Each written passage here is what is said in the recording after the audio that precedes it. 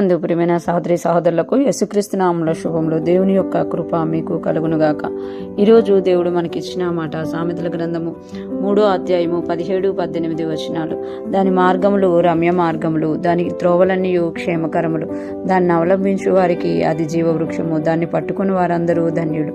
ఈ మాటలు మనం సామెతల గ్రంథంలో చూస్తున్నాము. ఇక్కడ అన్నారు కదా, దాని మార్గములు రమ్య మార్గములు. దాని అని మనం చూస్తే దేనిది అని మనం చూసుకుంటే జ్ఞానం అన్నమాట. జ్ఞానము కలిగిన వారి మార్గములంట రమ్య మార్గములంట. ఎప్పుడైతే మనం జ్ఞానము కలిగి ఉంటామో మనము రమ్యమైన మార్గంలో నడుస్తామన్నమాట. అంటే అందమైన మార్గాల్లో నడుస్తాము. దేవుని జ్ఞానము మనల్ని అందమైన మార్గాల్లో తీసుకెళ్తుంది అని తెలియజేస్తామట. ఇంకా అంటున్నారు కదా, దాని త్రోవలన్నీ క్షేమకరములు. అంటే జ్ఞానము కలిగిన వారి యొక్క త్రోవలంట క్షేమముగా ఉంటాయట. అంటే ఆ త్రోవలలో హాని కానీ ఎటువంటి సమస్య కానీ ఎటువంటి కష్టం కానీ ఉండదు. ఒకవేళ ఉన్నా జ్ఞానము దాన్ని అన్నింటినీ ఏం చేసేస్తుంది అంటే క్షేమకరంగా ఎలాగ మార్చుకోవాలో నేర్పిస్తుంది అనమాట. దాన్ని అవలంబించు వారికి అది జీవవృక్షం. జ్ఞానం కలిగి ఎవరైతే ఉంటారో, జ్ఞానమును అవలంబిస్తారో అది జీవవృక్షముగా ఉంటుంది.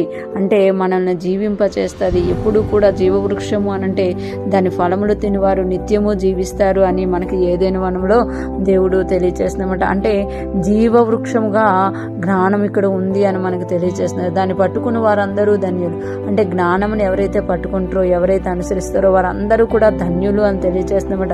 ఈ యొక్క సామెతల గ్రంథంలో మనం చూస్తాం కదా, జ్ఞానము కలిగి జీవించడంలో ఉన్న ఆశీర్వాదాలని మనం చూస్తాం. ఎప్పుడైతే మనం జ్ఞానం కలిగి ముందుకెళ్తామో ఆ జ్ఞానం మనల్ని అన్ని విషయాల్లో ఆశీర్వదిస్తుంది అని మనకి ఇక్కడ తెలియజేస్తున్నారు. జ్ఞానము అనేది సామెతల గ్రంథంలో యేసుప్రభువు వారికి సూచనగా ఉందన్నమాట. ఎవరైతే యెహోవా యందు భయభక్తులు కలిగి ఉంటారో వాళ్ళు జ్ఞానమును పొందుకుంటారు. తెలివికి మూలం అని తెలియజేస్తున్నమాట. అంటే దేవుని యందు మనం భయభక్తులు కలిగి ఉన్నప్పుడు మనకి జ్ఞానం వస్తుంది. ఆ జ్ఞానము మనకి రమ్యమైన మార్గాలను చూపిస్తుంది. త్రోవలన్నీ క్షేమకరములుగా చేస్తుంది.